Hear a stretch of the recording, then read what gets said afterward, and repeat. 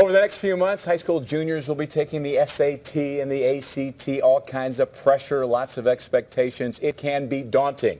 And Mark Skoskevich from the MyGuru academic test program is here to talk about it. And Mark, thanks for being here. Thank you. And, gee, lots to talk about. First of all kinds of headlines across America yesterday about changes coming to the SAT. That's right. What's sort of the takeaway here?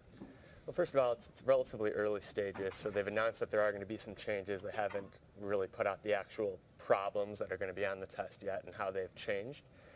But I think the idea is that they're trying to make sure the test is not so disconnected from what you actually learn in school or are going to be going through in college.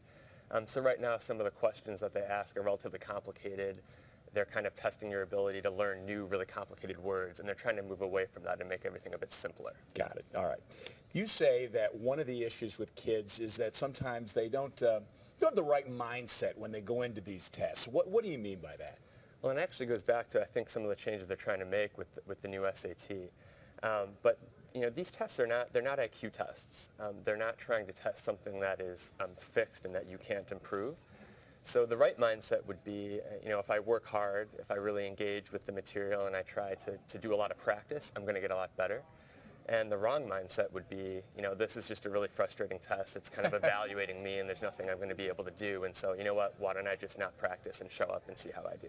Got it. All right. So your program is about one-on-one tutoring. Mm-hmm. And so I'm wondering, what sort of improvements can parents expect in a situation like that? Hypothetically, a kid comes in with a 22 and wants to get up in the high 20s.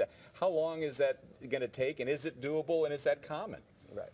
Well, obviously, I'm just going to use some anecdotal evidence. We haven't done any, scientific research on it. It would be nice to do some, legitimate scientific research on it. But from what we see, I mean, if you're scoring in the low 20s and you put, 10 hours of tutoring along with some self-study, 2 or 3 hours for every hour that you're with the tutor, you could get an extra 5 or 6 points pretty reasonably. Mm-hmm. If you're already scoring up near a 30 on the ACT, which is very high, it's going to be very difficult to get an extra 5 points, but 2 or 3 is possible. I got it. Okay.